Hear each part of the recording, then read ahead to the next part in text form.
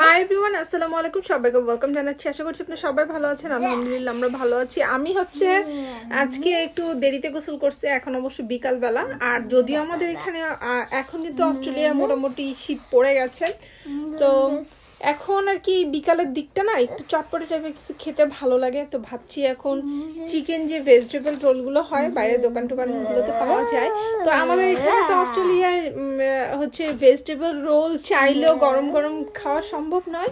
তো ভাবছি এখন চিকেন ভেজিটেবল রোল বানাবো। তো আজকে হচ্ছে কি মা বলো কি? Okay, let me finish. Let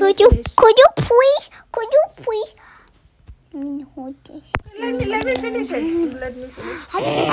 তো আমি আজকে চিকেন ভেজিটেবল রোল বানাবো। যা যা দিয়ে বানাবো, যেভাবে বানাবো, সম্পূর্ণ রেসিপিটা একটু একটু করে শেয়ার করব। জানি না কতটুকু বানাতে পারবো, আমার রেসিপিটা কার কতটা ভালো লাগবে। আর দিয়ানা, তুমি কি করো বলো? কি করো বলো? I'm drawing because there's zero internet. আচ্ছা, তো For 2 days. হ্যাঁ 2 days। চলেন তাহলে এখন কিচেনে যাওয়া যাক। আমি কিভাবে বানাবো সেই রেসিপিটা সম্পূর্ণটা শেয়ার করব।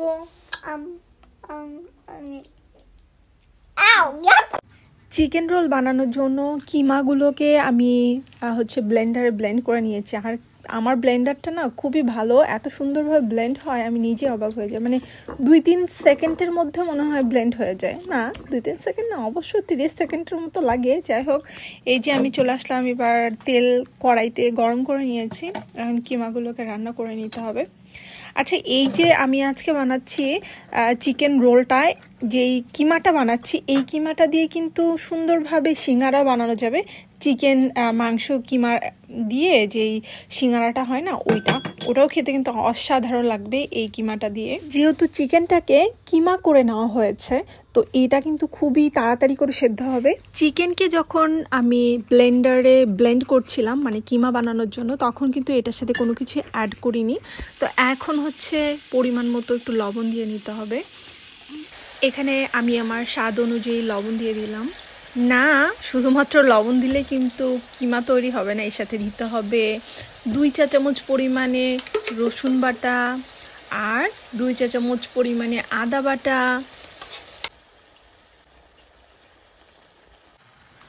তারপরে 1 চা চামচ পরিমাণে গরম মশলার গুঁড়ো, তারপরে ধনিয়া গুঁড়ো, জিরা গুঁড়ো, আর দিতে হবে গোলমরিচের গুঁড়ো। আমি সব কিছু একটু একটু করে দিয়ে নিচ্ছি। হলুদ আসলে এটাতে দেওয়াও যায়, আবার না দিলেও কোনো সমস্যা নেই। হলুদ দিলে কি কালারটা ভালো লাগে দেখতে।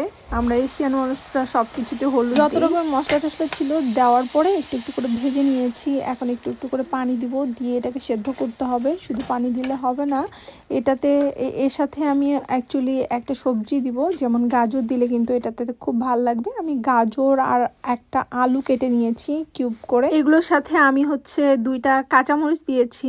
কাঁচামরিচ দিলে ভালো লাগে। এর সাথে চাইলে যারা একটু বেশি ঝাল পছন্দ করেন, একটু চিলি ফ্লেক্স দিয়ে দিবেন, আরও বেশি টেস্ট লাগবে খেতে। মাংসের কিমাটার পানি মোটামুটি কমে গেছে। এই পর্যায়ে মাংসটা ভাজার সাথে সাথে কয়েকটা টমেটো কেটে দিয়ে দিচ্ছি, আর সাথে কাঁচা টমেটো কেটে দিলাম। টমেটো দেওয়ার কারণে এটা একটা সসের কাজ করবে, ভালো লাগবে খেতে। আর টমেটো, কাঁচা পেঁয়াজ এই দুটা একেবারে ভাজা, একেবারে গলে যাবে না, একটু গোটা গোটা হয়ে। কিমাটা হাঁড়ি থেকে নামানোর ঠিক 2-3 মিনিট আগে আমি কয়েকটা পুদিনা পাতা এটাতে অ্যাড করে দিচ্ছি। এই যে পুদিনা পাতাগুলো দিচ্ছি, এটা কিন্তু গেম চেঞ্জার একটা জিনিস।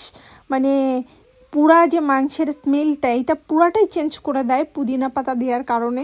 এটা কিন্তু অসম্ভব মজাদার একটা রেসিপি, অবশ্যই আপনারা ট্রাই করবেন বাসায়। আমি এখানে স্প্রিং রোলের যে শিটগুলো হয়, ওই শিটগুলো কিনে নিয়েছি। চাইলে এটা আপনারা বাসা বানাতে পারেন। আচ্ছা, আমি এই রেসিপিটা অন্য একদিন শেয়ার দিব।